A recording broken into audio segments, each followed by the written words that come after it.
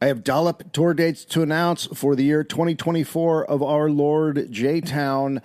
We have our 10th anniversary show coming up in Los Angeles on April 27th. Guests are Karen Kilgariff and James Adomian. And then we are going to Australia, starting on May 13th in Perth, May 16th in Sydney, May 18th in Brisbane, May 20th in Canberra, May 22nd in Melbourne, and May 24th in Adelaide. You can get your tickets at dolloppodcast.com. Are you feeling overwhelmed, stressed, or struggling with your mental well-being? Taking care of your mental health is just as important as taking care of your physical health. With Aurora Mental Health and Recovery, you can get the care you need. Whether you're dealing with anxiety, depression, or simply need someone to talk to, we can help. So if you're ready to take control of your mental health, visit auroramhr.org today. That's auroramhr.org. Aurora Mental Health and Recovery is here for you. Hey, you're listening to The Dollop. It's a bi-weekly podcast.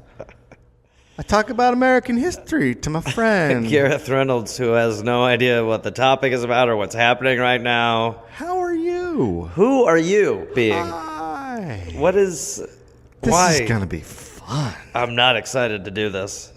God, you want to hit a dude? I'll do one bump.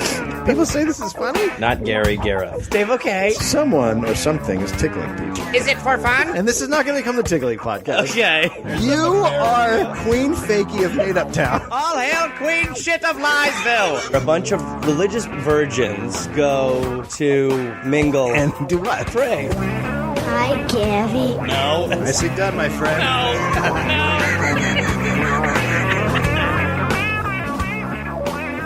April 27th, 1822. Okay. That was a good one. You got me. I forgot about that part. Oh, girl. Don't even. Ulysses Grant was born in Point Pleasant, Ohio, to Jesse Root Grant, Sure. a tanner, and Hannah Grant. All of the Australians are now laughing that there's a man whose middle name is Root, because that means fuck. Oh. Rooted. Oh, well, I I hope that... rooted her, which means you put your root in her, which is really a horrible thing to say. Yeah, there's some... also, when the Jersey Shore had smush, there's a couple that I'm just like, these are... I'm uncomfortable by these. Yeah, smush is And, not. and I'm not... Let's not root ladies. Let's treat it with a I'm little not more high respect. class, but come on. But do ladies in Australia say I got totally rooted last night? I think that I think when it becomes a thing, people will just say it. You know, like banged. Like we all say banged. Well, some of us too. Is that not what we're saying? I don't know. This has been tough. Like all big important men back then, Grant's ancestors arrived in 1630. His grandcestors. Did I say grandcestors? No, but I'm All right. punching it up. His grandcestors arrived at Massachusetts Bay Colony. His father was an abolitionist, and young Grant regularly attended school. When he was 17, a congressman nominated him to the United States Military Academy at West Point. Okay. Oh, boy. Yeah, it's hard. It's hard coming from a rich, popular, well-known family. Yeah. It's tough to get a break. Yeah. I'm just nervous about eggnog tie-ins. Grant developed a reputation as an expert horseman, setting an equestrian high jump record that stood for almost 25 years. Okay. He graduated in 1843, ranking... Graduated. I'm punching up again. ranking 21st in a class of 39. That's under the mid. Yeah. Not very good. Hey, good on a horse. Everything else? It's not bad. Come on. I don't know. So even though he was great on a horse, he was not assigned to the cavalry, but to the 4th Infantry Regiment. He was made regimental quartermaster, managing supplies and equipment, with the rank of brevet second lieutenant. Okay. He was just waiting for his 4 years to be up so he could leave the military. Then the Mexican-American War broke out. Oh, boy. And so he wanted out. And yeah, he wanted out. He didn't want to be. He was like, this is stupid. Interesting. Oh, people telling me what to do? People don't remember that part, huh? I want to ride horses. Father, may I go play with Black Beauty? So, Mexican-American War in 1846, and he went down there to fight. And he kicked ass. His heroic actions led to promotions. Grant then stayed on after his 4 years were up and moved from post to post. He was promoted to captain in 1853 And then reports came that he was getting plowed. You mean not rooted? Not rooted. Plowed. No, he wasn't getting fucked by a bunch of dudes. He's just getting shit-faced? No, he's getting fucked by a bunch of dudes. Ulysses! No, he was getting shit-faced all the time. He enjoyed his booze. So he's just getting... so the report comes in that he's just drinking a ton. Yeah, he's just drinking crazy. Instead of a court-martial, though, he was allowed to resign. Rumors of heavy drinking continued after he retired. He worked as a tanner and a farmer, but was always broke. What's a tanner?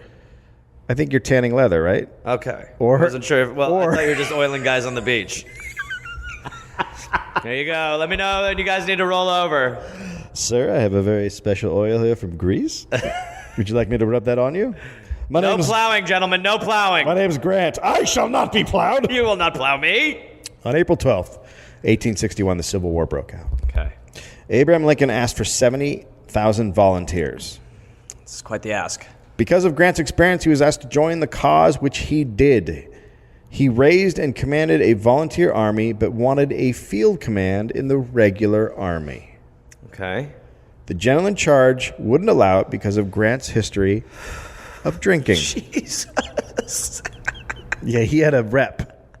I mean, that you know you're boozing. Yeah. When the army's like, listen, I can't. We can't. We want you, but no. No. You have experience? No. Oh, God. Do you remember when you put on the lambskin and ran down Do you remember that, Grant? 4th Avenue? You don't, do you? No, I don't remember anything. Of course not. Finally, a congressman stepped in and had Grant promoted to colonel in the regular army in June. How does that? So the army's like, no, and then a congressman's like, fuck you. This kid is from a well-known family. Get him in there. So and congressman, it's all. Is it all just because of connections? None of it is based on merit at all. No, it's just connections. So he's He was very good in the Mexican American Ulysses War. W. Grant. That's what I'm talking about. So in August, he was given command of his own troops. His exceptional victories over the next few months caused Lincoln to promote Grant to Major General. The press was treating him as a hero. Okay. Oh. During the Civil War... With power comes booze. During the Civil War, the trade of cotton continued between the North and South. Mm-hmm. They needed cotton to make clothes and blankets and everything else in New York, and down south, they had to sell cotton to someone. And the U.S. government allowed the trade to go on even though everyone was trying to kill each other.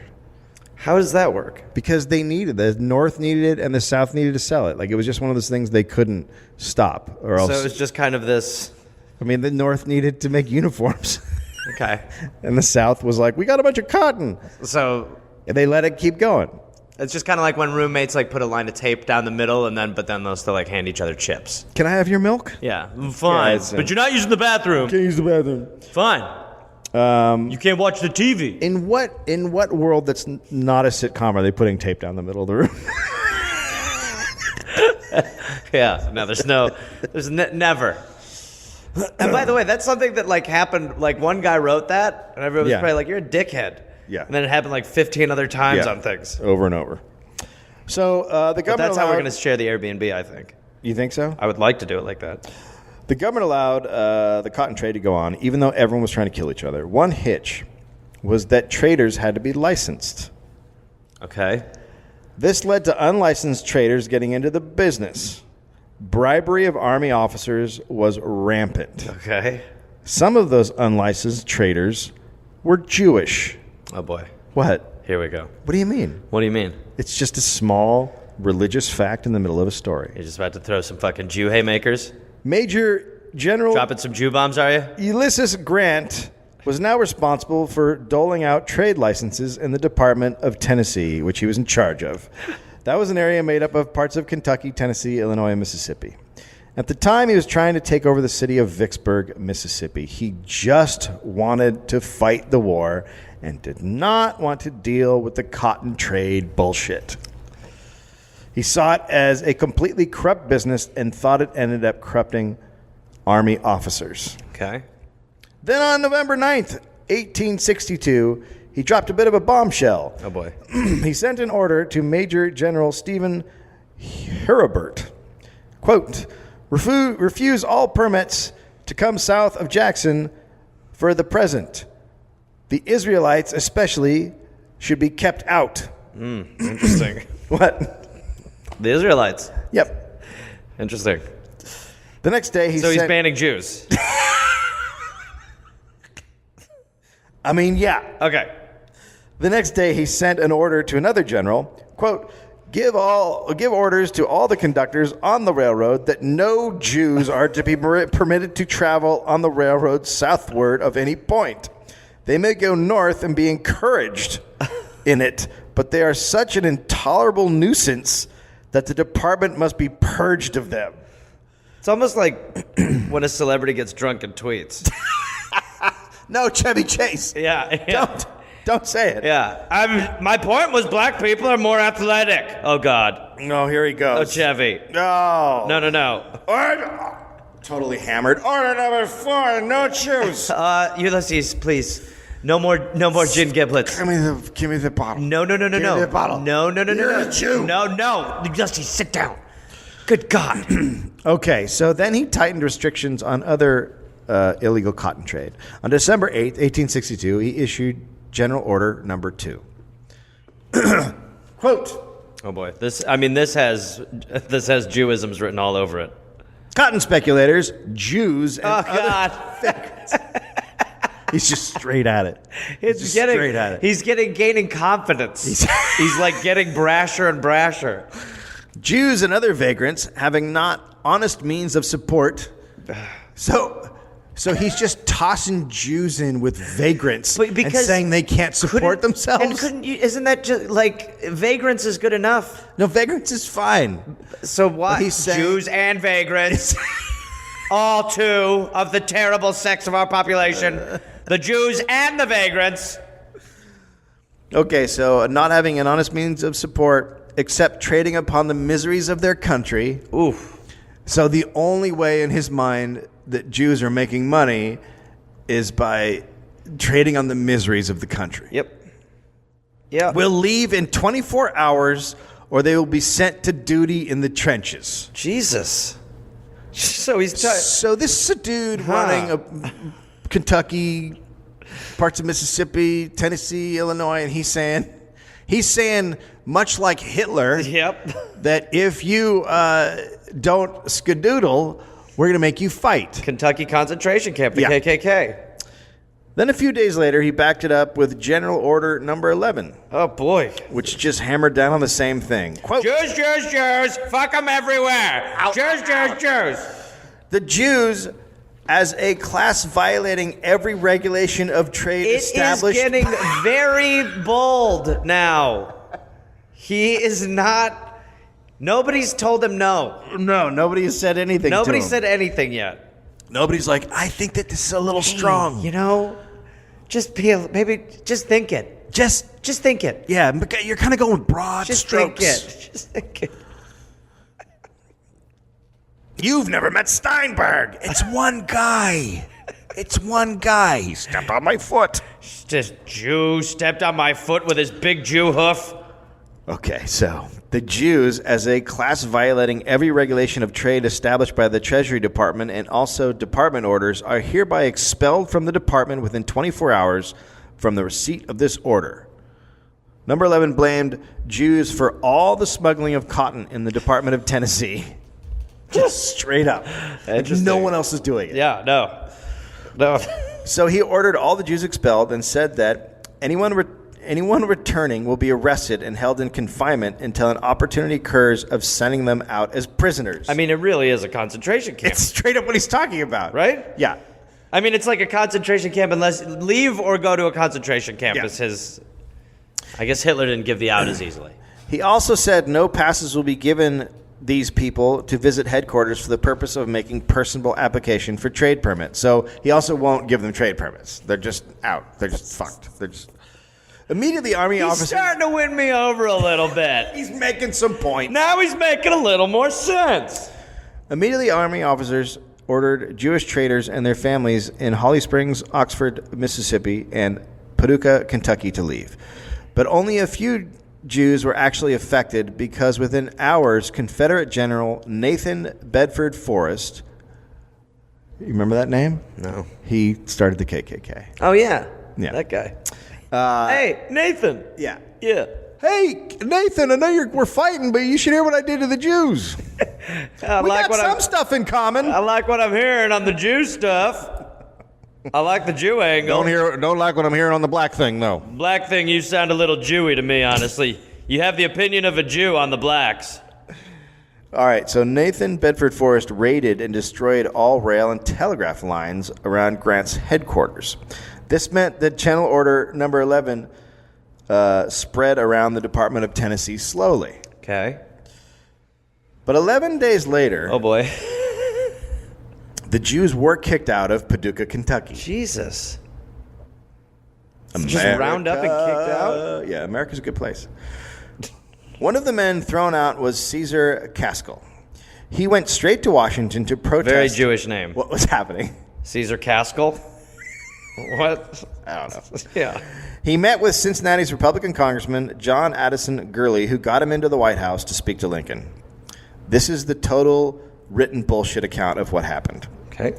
And so, Lincoln said, the children of Israel were driven from the happy land of Canaan? Yes, Caskell responded, and that is why we have come unto Father Abraham's bosom asking protection. And this protection, Lincoln declared, they shall have it once. So that's a total fucking lie, but that's what people say happened. You remember that. Complete horseshit. No, come on. Lincoln, that sounds Lincoln-y. That's a little Lincoln-ish. Come on. All right, well, then you have protection from the Jews. Oh, so Lincoln did listen. He was not pleased with the Jewish people being kicked out of their homes. He then instructed the General-in-Chief of the Army, Henry Halleck, to revoke General Orders Number 11. Okay. Within a couple of days, Grant was in a bit of a panic. Time for the bottle. He sent out urgent telegrams acknowledging he sent the command to revoke. By direction of the General-in-Chief of the Army at Washington, the general order from these headquarters expelling Jews from this department is hereby revoked. You can't put the genie back in the bottle. I take back the Jew out thing. You can't put the Junie back in the bottle. Hey, everybody, Jews back in. No, you can't. How do you? Anyway, my bad. Listen, Israelites, I'm going back to calling you that. Listen. I went a little over the top. I had been drinking. Yeah. And I do not think a lot of the things that I said. Don't. Okay? Yeah, I don't at all. So, yeah. I love Jews. I like them. I love Jews. This was the just little about, beanies. This was just their about Torahs. One guy, Steinberg. I love their sideburns. I'm a big Jew supporter. Huge. All that stuff I wrote. I want to be called Julicius S. Grant. I'm checking into rehab. All right? This has been sponsored by pills. I'm checking. Now, if it was now, he'd be like, I got to go to rehab. I said some things. He would be fine. He would be, if it was now, he could say all that for 11 days and be fine. He would have, his Bravo show would be back on in no time. Privately, Grant was told by a staff officer that the problem with number 11 was the broad language. Yep. Had the word peddler been suited after Jew, yes, I do not suppose any exception would have been taken to the order. It's the order, said one of the officials. It's the order. It's the order of those words. It's not the... That was the General-in-Chief of the Army's... medical opinion. Official... Yeah. Smart. So if they had put Jew peddler instead of That's Jew, not offensive. Peddler Jew... Not offensive at all. No. Lincoln apparently had no objection to his expelling traitors and Jew peddlers, which I suppose was the object of your order, but as in terms of prescribing an entire religious class, some of whom are fighting in our ranks, the president deemed it necessary to revoke it. So there you go. You went too big. Lincoln then had a second meeting with Jewish leaders led by Rabbi Isaac Wise of Cincinnati. Lincoln told them, if your name is Rabbi Wise, you just, doors open. Yeah. For sure. Because you're just rolling with that name. But then he's just a total idiot. Yeah. So, we was thinking that, hold on. Wait, I had some notes written down here. I had some thoughts. Okay, I got it. This just says I got to get pants and milk. Hold on. Around your somewhere. Hey, where have I put that? You're terrible. Lincoln told him he knew of no distinction between Jew and Gentile. To condemn a class is, to say the least, to wrong the good with the bad. I do not like to hear a class or nationality condemned on account of a few sinners. So, the Jew situation faded, and Grant concerned himself with winning battles. Within a year, he was victorious at Vicksburg and became a national hero. See? He made another hit. But that did not mean General Order Number 11 just faded away like nothing happened. Are people still holding on to that old thing? Well, the Jews are acting weird about it. I don't know I'll why. tell you, that's why we got to get them out of here. Too sensitive. Jews became fearful that they might now replace blacks as the hated minority in the country. Some Jewish leaders stated publicly that they worried freedom for slaves would mean trouble for Jews. That's an interesting campaign. We're here with freed slaves, problems for Jews. Let's we talk really need about you guys it. to donate. Let's roundtable this. Grant ran for president as the Republican candidate in the election of 1868. The Democrats brought up Order Number 11, and Rabbi Wise told fellow Jews to vote against Grant because he was an anti-Semite. Grant tried to distance himself from the order, saying a lower officer had written it. And Come on, guys. And that he signed it without reading it because he was busy with the war and stuff. It's like Deflategate. You know how I issued Order Number 2? This is the thing about the Jews. And Order Number 11. And before that, I sent a couple letters I to guys. fired the idiot who wrote it, guys. Was not me. I signed it. I just did a quick skim. Here's what I happens. saw Jews. I saw, another couple other words, and then I signed it, guys. Yeah, what's the deal? Why are you guys getting up my ass? Why are you being such Jews about this? Oh, I mean, no. You said- Let me finish. Why are you being such Jews about this? As far as really getting to the core of what it means, as you have done as a people for so long. That still seems... And fought over goddamn pennies. I'm out of here. He's just hammered. Oh, he's got to be hammered. So there was a huge debate between Jews in America who saw him as a modern-day Haman, the enemy of the Jews from the book of Esther. And then there were those who saw him as a national hero for what he did during the war. So for the first time in the history of the country, the Jewish people were at the center of a political fight. In the end, they had to decide if they should vote for a man who was good for the country, even though they thought he was bad for Jews. Wow. And in the election, Grant won the majority of the Jewish vote and the election. How about that? That's crazy. After the war, the National Reform Association, especially during the 1870s, sought to declare the nation's allegiance to Jesus Christ. Wow. Well, we've done that since then. That has not stopped. There was a religious amendment proposed repeatedly during Grant's presidency because they believed that the Civil War was punishment for, quote, the absence of any adequate recognition of God in the nation's founding documents. They wanted to write Christianity directly into the Constitution itself. We Still do. We have. And we have. Yeah. We already have. It's in there. General Orders Number 11 caused the Reconstruction debate to shift from being just about black people to also discussing the Jewish people. At the time, they made up less than 1% of the population, but were by far the most significant non-Christian immigrant group in the country. They were immigrating quickly from about 15,000 in 1840 to about 150,000 at the beginning of the Civil War. With his appointments and policies, Grant rejected calls for a Christian nation and helped to give Jews a place in America. Jews achieved heightened status on the national scene because of Grant. He included both blacks and Jews. Wait a minute. Yeah. So, wait. So he got guilted into giving Jews... He either learned the wrong of his ways. No, not that. That never happens. Or he was just a cynical politician. It's this one. Who saw this as a voting bloc that could help him. So he included both blacks and Jews as being among groups whom, quote, those in authority should go out of their way to protect. And he sought to create new opportunities for members of both groups. In 1874, Grant attended a dedication of a new synagogue in Washington with all the members of his cabinet. This was the first time an American president attended a synagogue service. His actions while in office caused anti-Jewish prejudice to decline. Huh? So he, in the end, became a pro-Jew. After trying to put them in concentration camps. After trying to put the Jews in concentration camps, he gave them a footing in our culture. But that only lasted for so long. When Grant left office... Wait. What? I thought we just ended. When Grant left office, the no, anti-Semite America returned. He what? After he left office, it came back. In 1877, the year Grant left the White House, his friend, banker Joseph Siegelman, was not allowed into the Grand Union Hotel because he was an Israelite. Across the U.S., anti-Semitic restrictions led to a large decline in Jews' social status.